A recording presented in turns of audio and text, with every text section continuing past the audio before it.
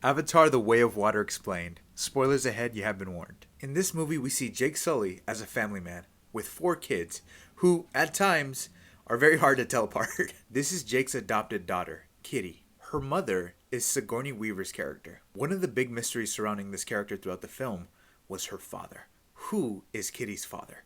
Is it the Colonel? Or, this was suggested by my brother's girlfriend, could it be Jake Sully's brother, Tom Sully? Who knows? Does it matter? Probably not.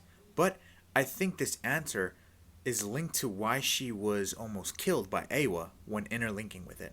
We'll see. Spider is the son of the Colonel and was raised by the Na'vi, which is why he considers himself a son of Jake Sully. He's kind of like Tarzan. How were they able to bring back the Colonel for part 2 as the villain? Well, they explain at the beginning of the movie that they used his memories and his DNA to implant it in a baby avatar back on Earth, allowed it to grow, and then sent him out to Pandora if human Colonel died. And that's what happened. Jake Sully, along with his kids, have 5 fingers because he has human DNA.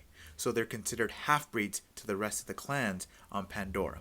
So this creates tension. This feeling of being an outcast is what created such a strong bond between the whales and the younger brother. Unfortunately, the older brother was killed trying to save his siblings.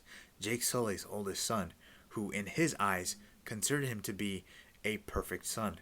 The youngest one he always treated as a disappointment, somebody who always needed to be better. But there's such a great moment where he finally sees and values his son. He says, "I see you, son."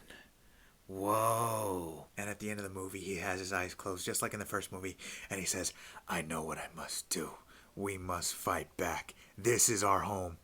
Hey-ya! There's also a beautiful moment where Jake Sully sees his oldest son again in Eywa. This broke me. I love that he was just like, "I'm just so happy to see you." Happiness can be so simple when you spend that time with your loved ones. If only little bro listened. This bro did not listen, ever. Bro needed to listen. In the third act of the movie, the ship starts to sink like the Titanic, and the Colonel tells Jake Sully, "You just gonna leave me here knowing that I'm always gonna hunt you down and want to kill you and your family?" And Jake Sully tells him, "Let's get it done then." Yeah. The rivalry between these two is epic.